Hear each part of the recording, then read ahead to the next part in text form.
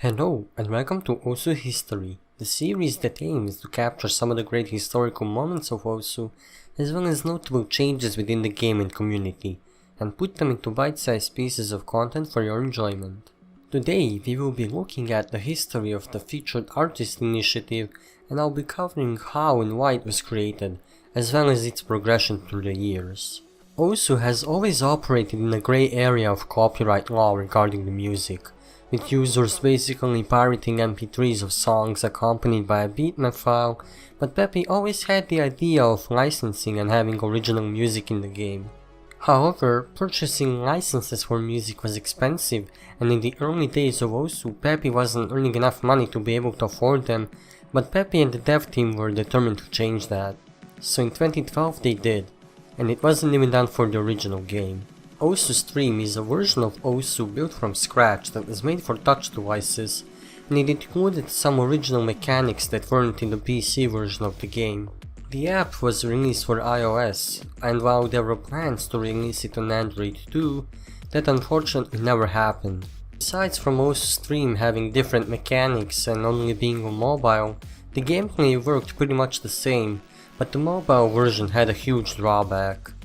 There weren't enough maps, and the maps that were there had to be specifically made for Osu Stream, and the PC maps weren't compatible with the app, so you couldn't play them either. Another issue was that since Osu pirated a lot of its music to the bitmap files, Peppy could only use the music that he had the rights to, which led to a much smaller map pool with only a few artists including Nateke, Nekodex and Thief. And that's where the whole idea of licensing music came from a necessity to have a bigger variety of artists on Osu Stream. Peppy ended up working with a lot of doujin and non-doujin artists such as OKGo, Cranky, Solai, Shiki, etc., and eventually released more maps as DLC on the App Store that went for 99 cents each.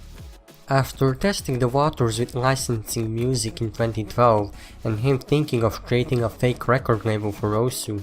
Peppy switched focus from Osu Stream and back to the main game, and no artists were licensed again for Osu Stream, leaving the game dead in the water a year after its launch.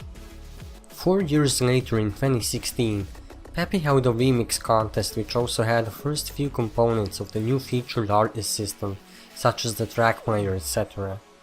The remix contest had contestants remix the main menu theme song in hopes of winning prizes such as credit for the Osu store, a profile badge, their remix featured in the game, and a bitmap contest dedicated to their remix.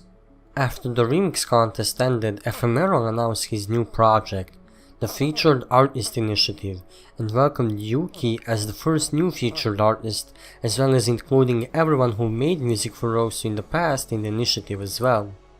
This was the first time something like this happened, as previously the music was either made in-house or commissioned. One example of that would be Eon's Transform, which was commissioned for the second edition of the Aspire mapping contest.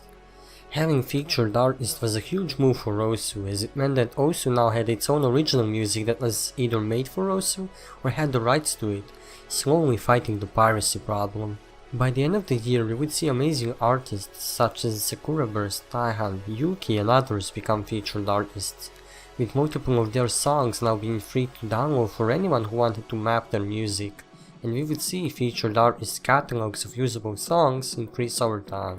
Every year there would be around 10 new artists added to the growing pool of featured artists, enabling map creators to map their music without fears of having their maps DMCA claimed.